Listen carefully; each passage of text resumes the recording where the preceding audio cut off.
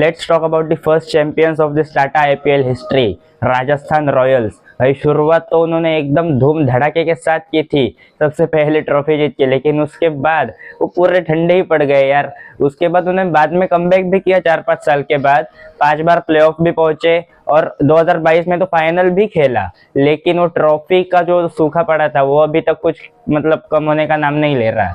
एक ही ट्रॉफी इनके पास है, लेकिन क्या इस साल दूसरी ट्रॉफी आ रही है। पूरे यंग टैलेंट्स के साथ भरी पड़ी है ये टीम और हर एक प्लेयर अपने आप को प्रूव करने को चाह रहा है। तो ये भाई इस साल आग लगा देने वाले हैं आईपीएल में। तो अभी इनकी सबसे पहले स्क्वाड देख लेंगे और फिर उनकी एनालिसिस करेंगे, क्या स्ट्रेंथ्स क्या वीकनेस। तो बने रहना वीडियो के एंड तक। तो सबसे पहले हम उनकी स्क्वाड देख लेते हैं। तो उनके विकेट कीपर्स है Dhruv Jurel, Donovan Ferreira and Lhuandre Pretorius. उसके बाद उनके batters Yashasvi Jaiswal, captain Riyan Parag, Shimron Hetmyer, Shubham Dubey, Vaibhav Suryavanshi, Ravi Singh and Aman Rao. फिर ऑलराउंडर्स भाई उन्होंने Ravindra Jadeja, Sam Curran and Yudhvir Singh Charak लिए हैं।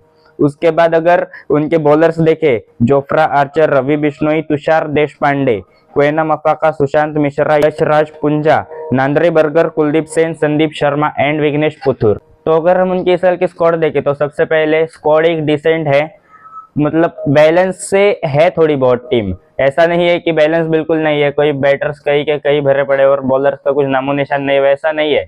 सब इक्वालिटी में है, लेकिन इनकी वीकनेस ही ये है कि इनएक्सपीरियंस बहुत है। तो एक एक करके सभी बातें हम देख लेंगे। सबसे पहले उनकी स्ट्रेंथ, इंडियन कोर, यशस्वी जायसवाल, वैभव सूर्यवंशी, ध्रुव जुरेल, रियान पराग, संदीप शर्मा, रवि बिश्नोई। तो ये जो इंडियन प्लेयर्स है तो इनसे इन्हें मदद मिल सकती है कि 11 में से ये 3 भी ओवरसीज खिला के एक इम्पैक्ट प्लेयर में ओवरसीज ले सकते हैं। ये इनकी सबसे बड़ी स्ट्रेंथ है।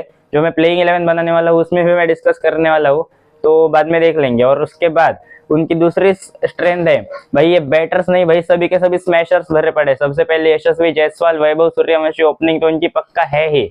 तो जो जिस दिन खेलेगा वैभव सूर्यवंशी का तो फास्टेस्ट सेंचुरी तो सबको याद ही होगा पिछले सीजन का, जीटी के खिलाफ जो मारा था उसने। उसके बाद अगर देखे, हेटमायर, शुभम दुबे, ध्रुव जुरेल, रियान पराग, डोनोवन फरेरा भी, ये सभी एकदम मारने के लिए तैयार रहते हैं। कोई भी बॉल हो ये बस बल्ला घुमाएंगे। और जिस दिन इनमें से कोई 2 से 3 बंदे भी चल गए ना, मतलब मान लो किसी 2 ने हाफ सेंचुरी मार दी, आराम से 180 या 200 तक पहुंच जाएंगे और सिर्फ बैटिंग के दम पे ही मैच जिता देंगे। तो ऐसे उनकी स्ट्रेंथ है। और भाई अब तो वैभव सूर्यवंशी ने बता भी दिया है कि वो देख रहा है क्रिस गेल का रिकॉर्ड तोड़ने का। जो क्रिस गेल का रिकॉर्ड है 2013 वाला कि एक इनिंग में 175 रन, उससे वो रिकॉर्ड तोड़ना है। तो वो उसके लिए अगर गया, सामने वाली टीम कयामत आ जाएगी भाई। तो संभल के रहना पड़ेगा। इनकी दूसरी स्ट्रेंथ है टॉप क्लास स्पिन। सबसे पहले तो रविंद्र जडेजा, जो ट्रेड उन्होंने की है और उसको हाइप ये बहुत कर रहे हैं। अब देखना पड़ेगा रविंद्र जडेजा कैसे परफॉर्म करेगा। उसके साथ उन्होंने ऑक्शन में रवि बिश्नोई को लिया है। रवि बिश्नोई, जिसको नहीं पता, एक टाइम पे वर्ल्ड का नंबर 1 बॉलर हुआ करता था। आज उसकी स्क्वाड में जगह नहीं है इंडियन टीम की, लेकिन वो बहुत अच्छा बॉलर है। लखनऊ के लिए उसने बहुत मैचेस सिंगल हैंडेडली जिता के दिए हैं। और एक और इनके पास स्पिनर है विघ्नेश पुथुर नाम से, वो जो पिछले साल एमआई ने उसको उठा लिया था और पहले ही मैच में उसने सबको हैरान कर दिया था।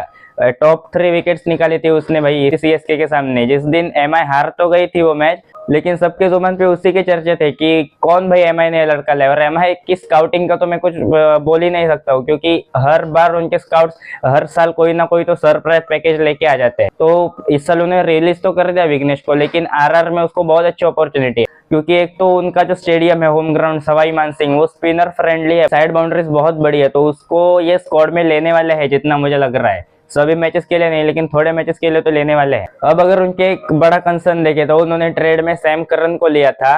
तो सैम करन अभी इंजर्ड पड़ा हुआ है और रूल्ड आउट हो गया है। तो यहाँ पे उनका प्लान पूरी तरह फ्लॉप हो गया है, क्योंकि एक बैटिंग ऑप्शन और ऊपर से बॉलिंग ऑप्शन, इंग्लैंड का मतलब one of the most important player है वो इंग्लैंड टीम का, उसको अभी रूल्ड आउट कर दिया है। तो उसकी रिप्लेसमेंट के लिए उन्होंने दसुन शानका को लाया। दसुन शानका जिसको पता नहीं भाई, अभी के वर्ल्ड कप में पाकिस्तान को जिसने मतलब एलिमिनेट कर दिया था, हरा तो नहीं पाया था लेकिन एलिमिनेट तो कर दिया था। जो उनकी नेट रन रेट के लिए उनके जितने मार्जिन से जितना था पाकिस्तान को, उतना तो करने को नहीं दिया था।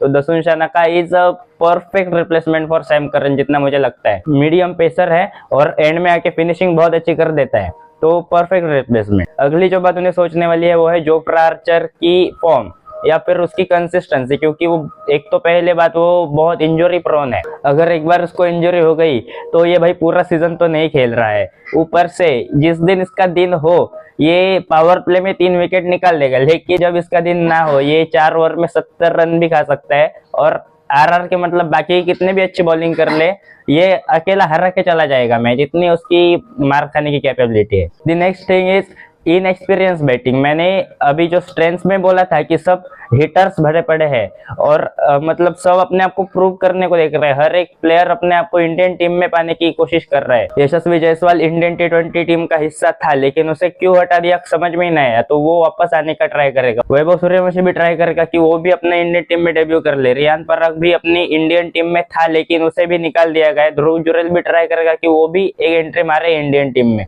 तो वो हर एक प्लेयर इंडियन टीम में आने की ट्राई करेगा, लेकिन साथ ही साथ वो भी बात है ना कि एक्सपीरियंस किसी के पास नहीं है। मतलब अगर कोई टफ गेम आ जाए या फिर क्रिटिकल सिचुएशन आ जाए, ये लोग प्रेशर कैसे हैंडल करेंगे इसका कुछ अता पता नहीं है। 2 एक्सपीरियंस प्लेयर्स की बात करूँ तो वो है शिमरन हेटमायर, जो इंटरनेशनल लेवल पे बहुत ज्यादा खेले हुए हैं, तो इन दोनों का एक्सपीरियंस इनको काम आएगा। वरना ऐसा मतलब बड़े स्टेज पे खेला हुआ बैटर मेरे को तो अभी कोई लग नहीं रहा है इनके स्क्वाड में। और सबसे इंपॉर्टेंट कोई चीज उनके बैटिंग के लिए तो वो है शिमरन हेटमायर का फॉर्म। अभी नंबर 3 पे वो खेल के आ रहा है T20 वर्ल्ड कप से, और यहाँ पे भी मैं तो ट्राई कर रहा हूँ कैसे नंबर 3 पे ही खिलाए, मैं बोल रहा हूँ ऐसे मेरे ओपिनियन से, लेकिन अब उनको देखना होगा कि उनको क्या लगता है। तो अगर फिनिशिंग को भी रखा, फिनिशिंग अच्छी करनी पड़ेगी, नंबर 3 पे रखा तो वहां पे अच्छा मतलब मोमेंटम देना पड़ेगा, तो उसको परफॉर्म करना ही है। इसलिए पिछले साल वो पूरा फ्लॉप गया था, कुछ कर ही नहीं पाया था। उसको टीम से निकालने का भी प्लान बना था, लेकिन नहीं निकाला, उसको रिटर्न कर दिया। अब इनकी प्लेइंग 11 देख लेते हैं। तो ओपनिंग के लिए यशस्वी जायसवाल एंड वैभव सूर्यवंशी। फिर नंबर 3 पे ही मैंने हेटमायर को रखा है अभी के लिए। वो उनके ओपिनियन से जैसे उनको करना है वो फिनिशिंग के लिए रख सकते हैं, लेकिन मैंने अभी 3 पे रखा है क्योंकि वो वर्ल्ड कप में वहां पे मचा क्या रहा है। देन नंबर 4 पे कैप्टन रियान पराग, नंबर 5 पे ध्रुव जुरेल जो विकेट कीपिंग भी कर लेंगे, और फिर 6 पे डोनोवन परेरा। देन 7 पे अभी के लिए मैंने शुभम दुबे को रखा है। वो मतलब जैसे अगर फिनिशिंग की जरूरत उनको ना पड़े तो उसको निकाल सकते, दसुन शनाका को भी खिला सकते हैं, लेकिन अभी के लिए मैंने उसे रखा है। देन 8 पे रविंद्र जडेजा, 9 पे जोफ्रा आर्चर, तो बैटिंग तो 9 तक आ रही है अगर खेले तो।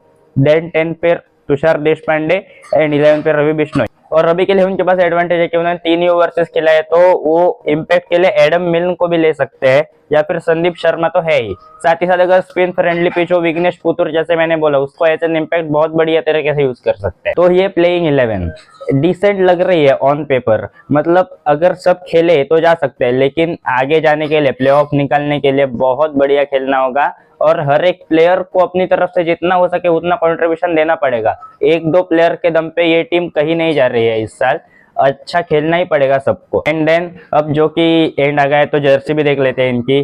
तो ये जर्सी, सब टीम को ब्लू कलर के साथ क्या ही ऑब्सेशन है। मतलब इनके जर्सी में पहले इतना ब्लू नहीं हुआ करता था, पहले हुआ करती थी पूरी ब्लू, लेकिन अभी पिछले 3-4 सालों में इन्होंने ना बहुत पिंक की थी जर्सी, और मेरे ख्याल से पिंक जर्सी बहुत अच्छी लगती थी उनपे, क्योंकि पिंक कलर का कोई था ही नहीं कोई जर्सी। तो इस साल उन्होंने वापस पूरा ब्लू क्यों कर दिया, बस छोटा सा इतना सा ही पिंक रखा है उन्होंने, बाकी पूरा ब्लू क्यों कर दिया ये समझ में नहीं आया मुझे। तो अगर पिछले साल से देखी तो उनकी जर्सी डिग्रेड ही हुई है इस साल, तो मैं उसको 7 ही देना चाहूंगा आउट ऑफ 10। तो अभी एक लास्ट रिव्यू बचा है जो कल आने वाला है, तो उसके लिए बने रहना, वीडियो को करना लाइक एंड चैनल को करना सब्सक्राइब। Thanks for watching.